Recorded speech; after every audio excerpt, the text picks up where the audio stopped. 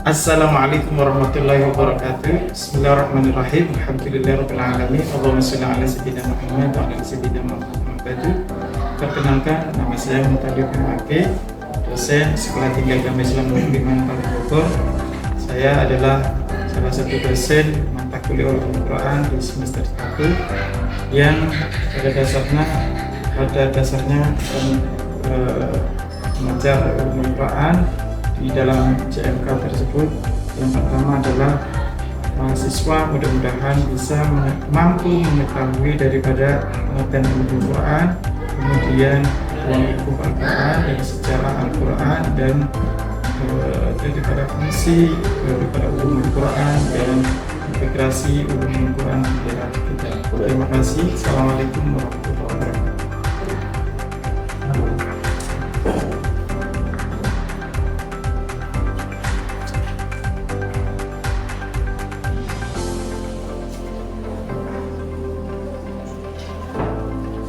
Baik, assalamualaikum warahmatullahi wabarakatuh. Waalaikumsalam warahmatullahi wabarakatuh.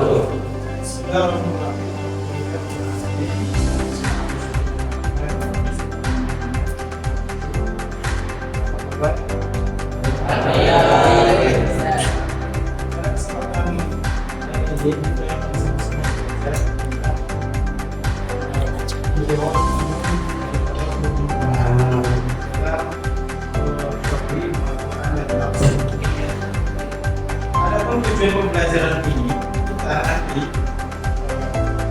akan yang pertama kali di dalam pesantren Al-Quran ini memahami pengertian daripada ulumul Quran. Lalu yang kedua, mampu mengenali ruang lingkup daripada ulumul Quran. Kemudian mahasiswa juga mampu menjelaskan sejarah daripada ulumul Quran, dan mahasiswa mampu menganalisis daripada urgensi dan mengaitkan di era digital. Ini capaian pertemuan kedua dalam materi mata kuliah ulumul Quran. Oke, selanjutnya kita akan mengetahui bagaimana pengertian daripada ulumul Quran. Apa itu ulumul Quran? Ada yang tahu? Ulumul Quran baik secara bahasa maupun secara istilah sebelum kita melanjutkan materi selanjutnya. Ada yang tahu ulumul Quran? Ulumul Quran ada yang tahu? Kalau ulum secara bahasa jamaah atau kalau bukannya kalau ilmu. Lalu yang kata yang kedua adalah Al-Quran. Al-Quran itu apa? Kalau secara Anda pahami, Anda lihat sekitar Oke, yang lain kata apa itu Al-Quran? Pengertian Al-Quran? Anda mahasiswa yang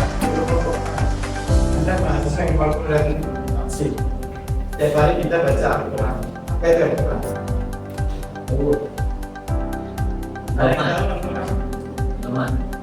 Al-Quran sebagai pedoman. Yang lain, Al-Quran Al-Quran firman Allah. Oke, yang lain, mukjizat Nabi. Yang lain, wahyu. Oke, yang lain, firman. Yang lain apa? Kitabullah. Yang lain? Dan yang saya ambil Al-Quran itu adalah firman Allah yang diturunkan kepada Nabi Muhammad lalu perantara Nabi Idris.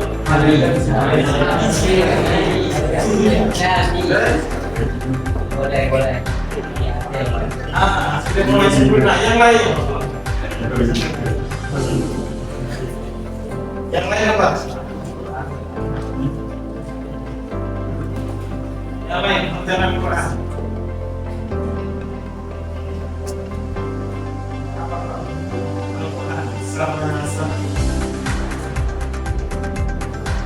Tadi sudah dari teman Anda ini di depan sudah mulai definisikan dari Al-Quran adalah kalam Allah yang diturunkan kepada Nabi Muhammad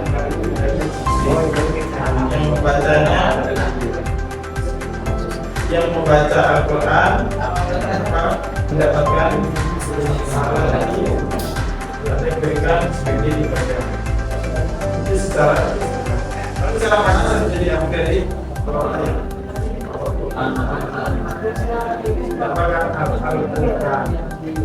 Oke. Jadi kalau kita lihat pengertian selanjutnya, ulumul Quran, kalau ulum berarti dari kata ilmu.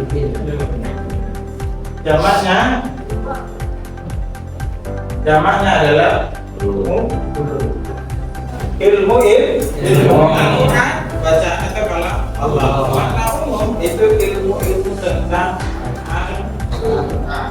Namanya ulumul Quran. Itu yang harus dicatat.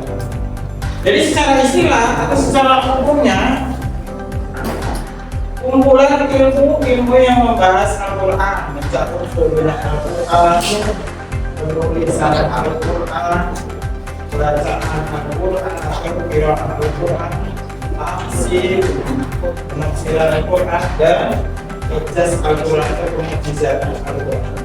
Nah, inilah yang menjadi dasar metodologis studi tafsir. Jadi itu apa? Pengertian daripada ulumul Quran. Jadi fungsi daripada ulumul Quran itu fungsinya di sini menjadi dasar metodologi kita tafsir. Oke, selanjutnya ruang lingkup daripada kajian Al-Quran. Apa ruang lingkupnya daripada atau objek daripada Al-Quran? Kita lihat di situ adalah wahyu Allah. Apa itu wahyu? Ada yang tahu? Wahyu Allah. Wahyu. Ucapan. Apa? Ada yang tahu wahyu? Wahyu itu apa? Ada yang tahu wahyu?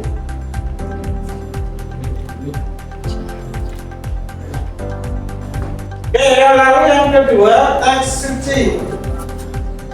Teks suci Al-Quran ini ya, teks daripada Al-Quran yang sudah ditentukan. Kemudian Al-Quran itu sudah menjadi petunjuk hidup.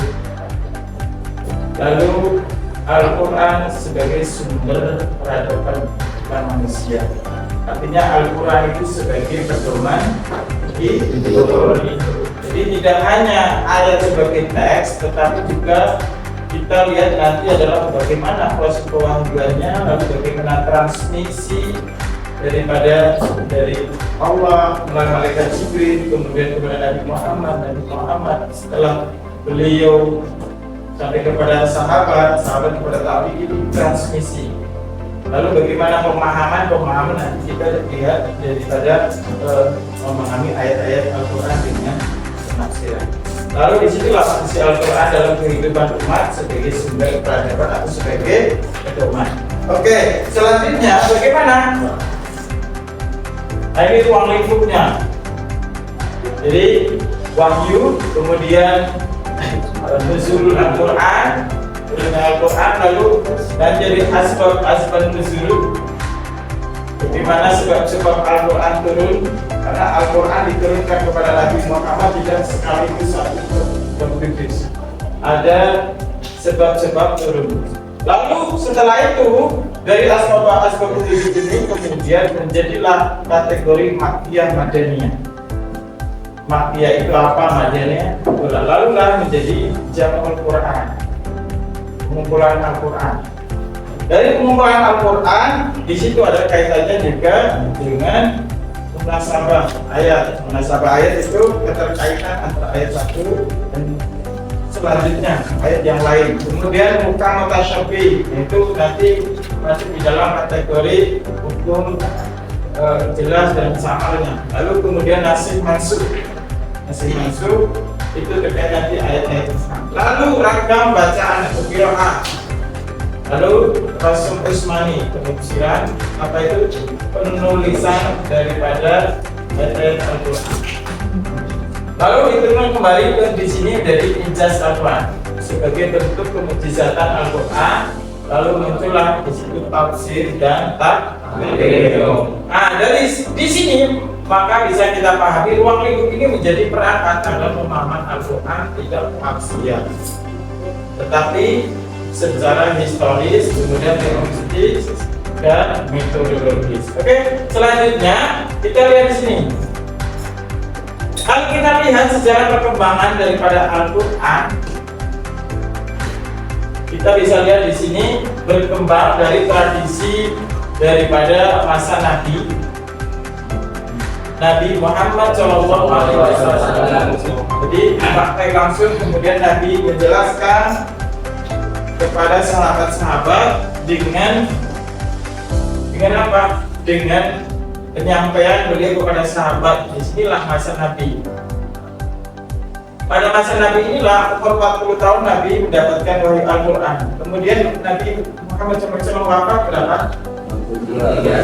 Berarti di situ proses Al-Quran berapa tahun? 23 tahun. Yang makan 22 tahun, 2 bulan, 22 hari.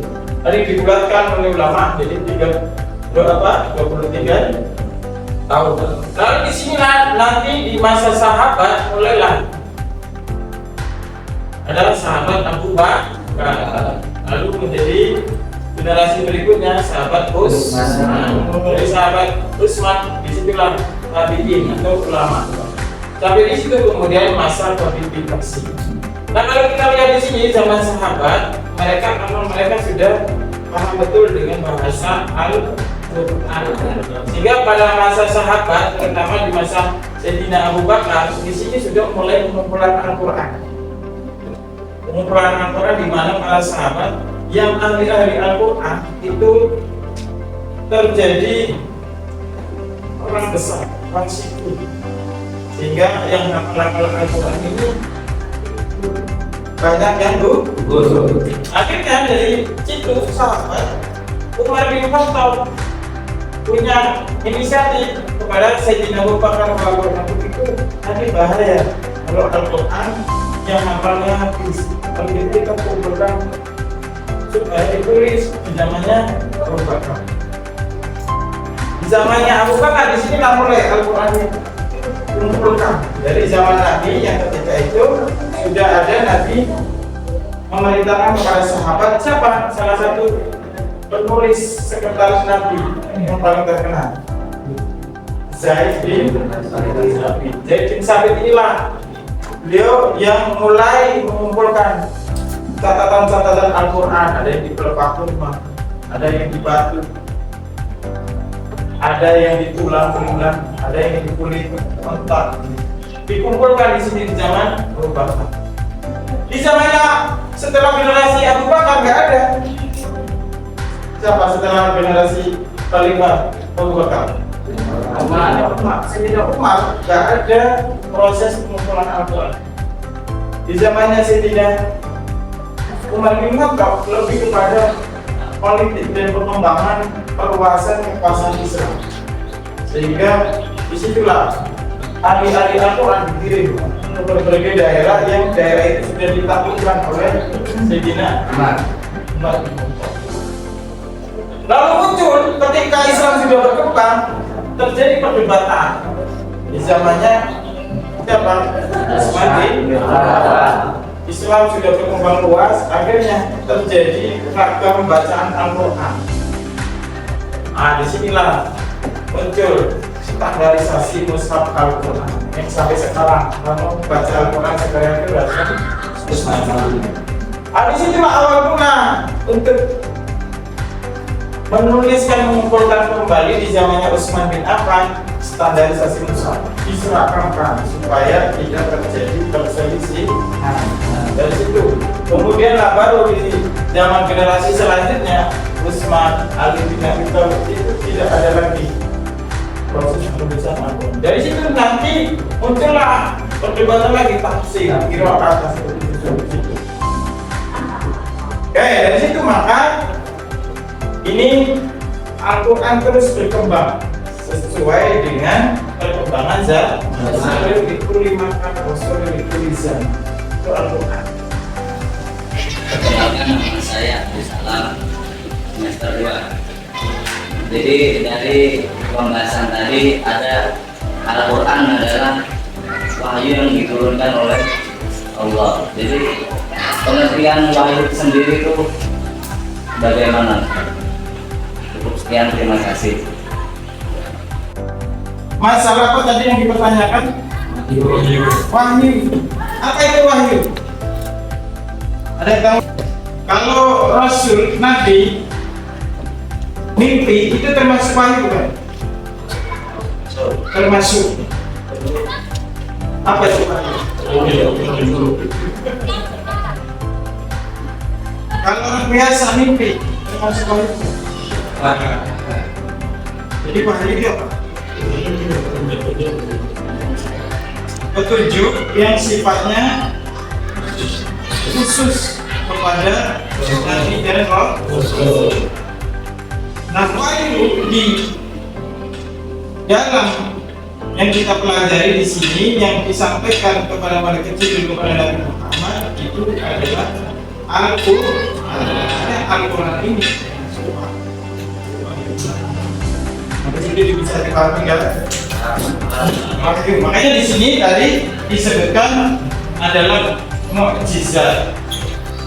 Mukjizatan Al-Quran. Nanti kita selanjutnya kita akan bahas di kemukjizatan Al-Quran, baik secara bahasa maupun secara susunan bahasa di dalam ayat-ayat Al-Quran.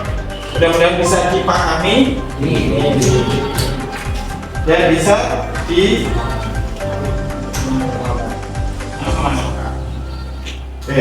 wallahu a'lam bis-shawab. Assalamualaikum warahmatullahi wabarakatuh. Waalaikumsalam.